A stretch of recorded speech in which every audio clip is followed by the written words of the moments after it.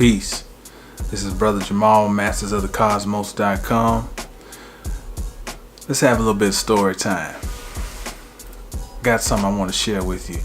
We're going to call this the Metaphysics of the Pool Shark.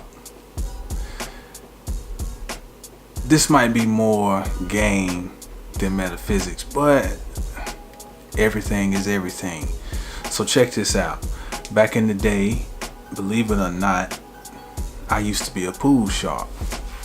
Now, when I say pool shark, you might be thinking, oh, Minnesota Fats or some other famous, pool shark and go on the table and make all these trick shots, and I was not that dude. I was not actually that great of a pool player. Now that seems like a contradiction. How can you be a pool shark and you weren't that great of it? I mean, I was alright. The science is this. I'm gonna skip ahead then go back. The pool shark is the person who knows who he or she can beat. That's the pool shark. Alright? Let me tell you how I got this game. Back in the day, I used to go and shoot pool at a pool hall in my hometown. And there would be this old dude in there named Country. Now, I knew that I couldn't beat Country in any game of pool. 9 ball, 1 pocket, 8 ball. He's gonna beat me. What I would do though is play him for $5, and for me it was paying my fee or my admission to get some game. And I want to pause right there for a minute, because I was just doing it off of instinct. But in where I'm at now, looking back, maybe some 20 years ago,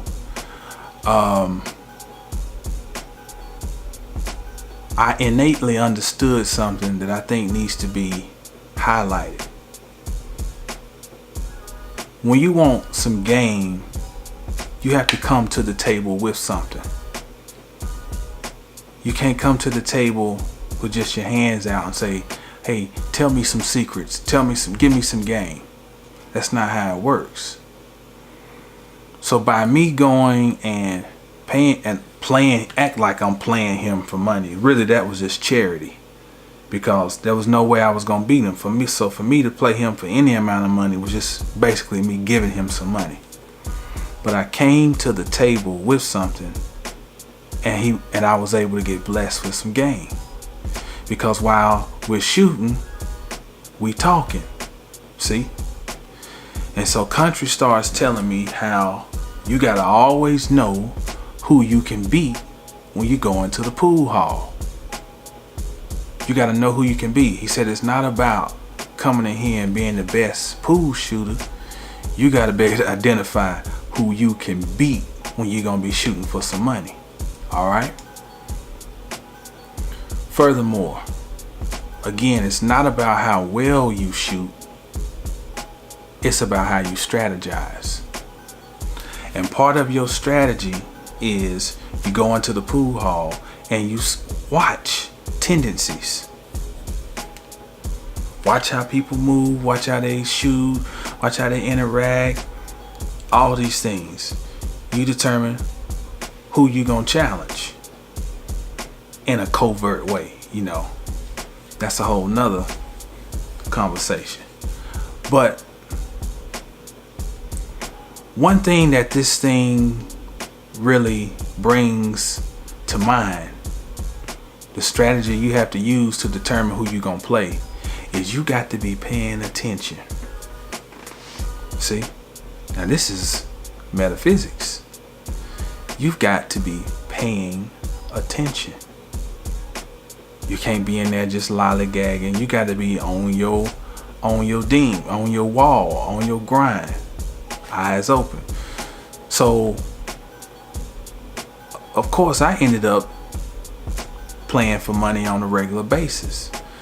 But the key is I had identified who I could be. I rarely lost money shooting pool, because I wasn't trying to shoot pool with people like Country. I knew they was out my league, so I didn't try to play them for no money. I shoot them to shoot the shit. Or, like I said, if I want to get some game.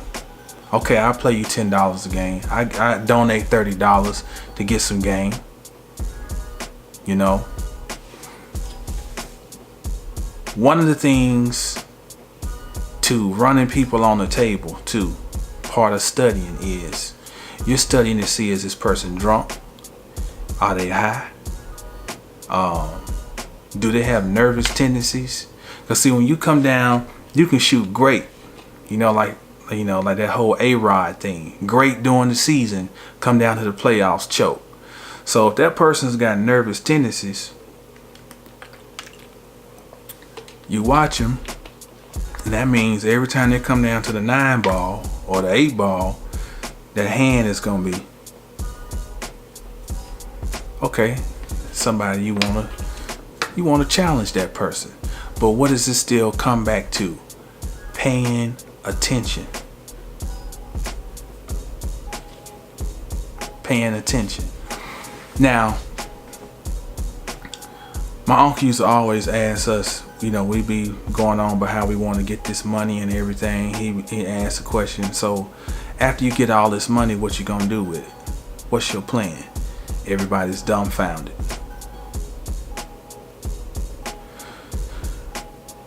To have a plan means you gotta have some degree of focus. Focus means some degree of organization. Organization means you had to put a thought, a series of sequential thoughts together to organize yourself enough to make a move. Same thing, you sitting in the pool hall, you got to organize your thoughts. You got to figure out, who am I gonna watch right now? Now let me zoom in on this person. Let's watch his tendencies. Or it can be somebody you work with. I had a guy I used to work with at a plant, and I knew that, he wanted to beat me just on GP and anything. Perfect person. So we go after work, have a couple of beers. I might buy him a beer too. Man, let's just shoot a little bit of pool and get on the table and let him whoop me. And I mean, and make it look like I'm getting pissed, and like I'm like, oh, all right, okay, all right. So you got a couple of lucky games. How about we play for $5? How about we play for $10? And his ego lures him in to playing for some money. I beat him so bad, he would owe me money when he would get paycheck come. Paycheck was a double paycheck for me. I get my check and get some of his. But it comes down to paying attention. That's the point. Another old school cat used to tell me, he say, what y'all call players is not no player. He say, being a player is not about how many women you got. It's about how you play the game. That's a true player. A true player is somebody who knows how to play the game of life and knows how to play the game of the cosmos. There are laws in life, there are laws in the cosmos. And you learn them, and you learn how you can maneuver in and out. That's called being a player.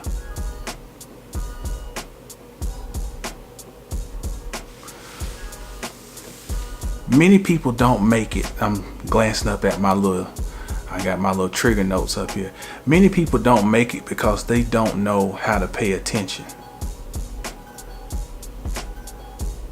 And see, when you don't pay attention, that means you do shit half-ass. My grandmother cleaned up people's houses for decades, but she was the most meticulous maid, if you want to call it that you ever want to see. You You can't call that a maid. You have to call her a cleaning technician. That's what she was. That was back in the 80s. I remember she had her little fanny pack, and she would have scrapers in there and all types of little rags and little utensils, things that would help her clean efficiently. She had mastered her craft. See, we're so egotistical. We think that certain things are just beneath even consideration. Anything you do, you ought to be a master of it. If you're gonna do it, this was what she would say. If you ain't gonna do it right, don't do it at all.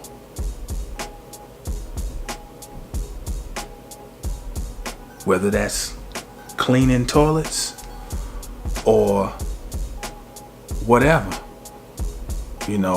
or being a thespian, whatever you wanna. If you're gonna do it, do it. If you're gonna be a monkey, be a motherfucking gorilla. Meaning, if you're gonna be a monkey, be the biggest motherfucking monkey you can be. Silverback, gorilla.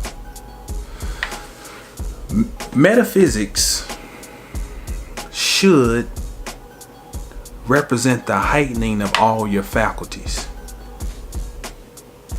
That should be one of the purposes of studying this stuff, is to heighten your faculties. Even the senses that we think are mundane, they should be more heightened. You ought to hear better. You ought to see better. Even taste better. By your mind now exploring this new realm of existence. The true essence of yourself, should make everything more sensitive. So one of those senses should be your sense of hearing. So your sense of hearing is one of the most important senses that needs to heighten. Hearing, but more so listening. Your ears are very feminine in nature because the true test of how good they are is how well you can receive. You can pick up on things. So let me give you something super mundane, but we need to be able, like I say, we need to be able to apply these things in real life. Let's say you got a job where you're in the office. You normally will have your headphones on, and you set this precedent that, you sit in your little cubicle and you work with your headphones on and blah, blah, blah. Well, I've noticed this, and I'm sure you probably noticed this at your particular place of employment. But sometimes people can tend to talk a little loud, about things that may not necessarily apply to you. At least they don't think so. So you're sitting there and you got your headphones going in your ear, but you ain't got no music playing. And you're typing on your computer like nothing's going on. It's a normal average day, but you're listening. You're listening.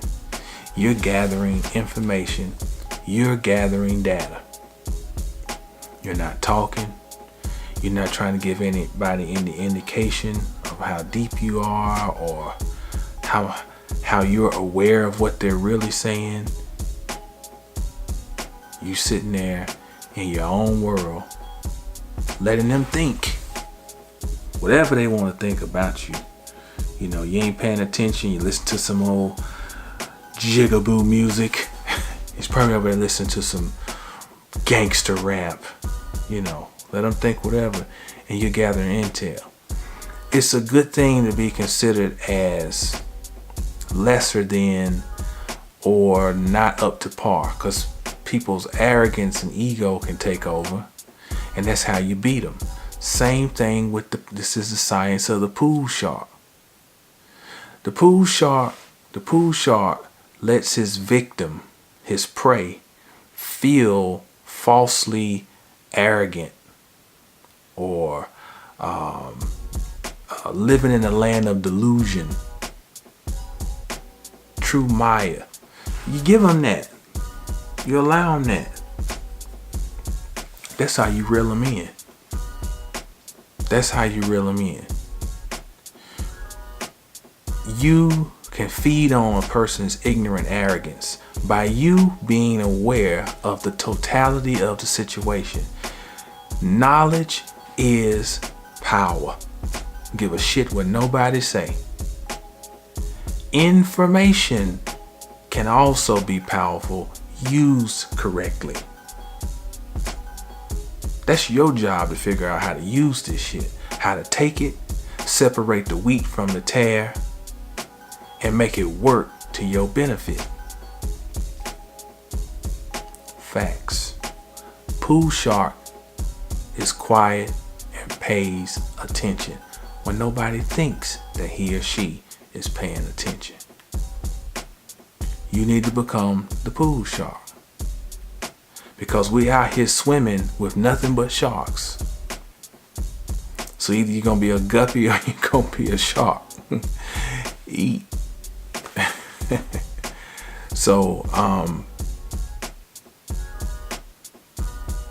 I know this is super mundane, but hey, we need to be able to take this stuff and make it plain, make it simple.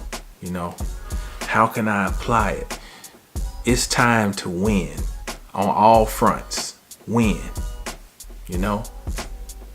You are not doomed to have to suffer because you have this knowledge. You do not have to be the suffering Messiah, as in let me clarify that. You are the suffering Messiah, but you don't have to be the suffering martyr who sits back and you living under a rock and begging for rations each day, poor righteous teacher and this and that. You can't take that mindset these days because we're not living in a communal era. People don't care, for the most part. People don't care whether you eat, you got somewhere to sleep, roof over you. People don't care. I don't care how conscious they claim to be or what. Man, people don't care. At the end of the day, everyone's trying to fulfill their personal needs and wants. Cut the dumb shit, all the altruism and all that. It's a farce. So you have to take some of this stuff, not to figure out how to be conniving as far as figuring out how to rip people off and how to sell them beachfront property in Idaho, how to package water and sell it back to a well. We're not talking about that. We're talking about how to observe your surroundings. Observe your surroundings, observe what's going on around you, and be aware of it and use it to first of all, the mere fact that you're paying attention gives you a huge advantage over most people. It's not your job to try to go and get them to pay attention when these are the same people who are stiff-necked and who'll throw their head back and get away from here with that hogwash. So it's not your job to try to go back, and because they reject you. So you benefit from their ignorant arrogance. Play the game. Study the game. Study your surroundings. Know what your strengths are. Know what your weaknesses are. This is all metaphysics. Does not metaphysics teach us to separate ourselves from the illusionary world so that we can observe it? Become the observer? This is no different. It's just being used in a more practical way. Sometimes we can get so caught up in trying to be what we have assumed that being is. We've given this being a life of it's got to look this way, it's got to talk this way, it only uses this vernacular, it only eats this way. Oh, it doesn't touch that, it doesn't listen to that stuff, because we built this idea of whatever this shit is that we're trying to. If you can't make it work in day-to-day life, you ain't winning. You ain't winning. I had to come to that conclusion. At the end of the day, you're supposed to be able to win. That's why you were fortunate enough to be privy, first of all, to want this knowledge, and then to be privy to the knowledge to win. So that's the metaphysics of the pool shark. This is brother Jamal, mastersofthecosmos.com, reminding you, stay down till you get up, and when you get up, stay down. Peace.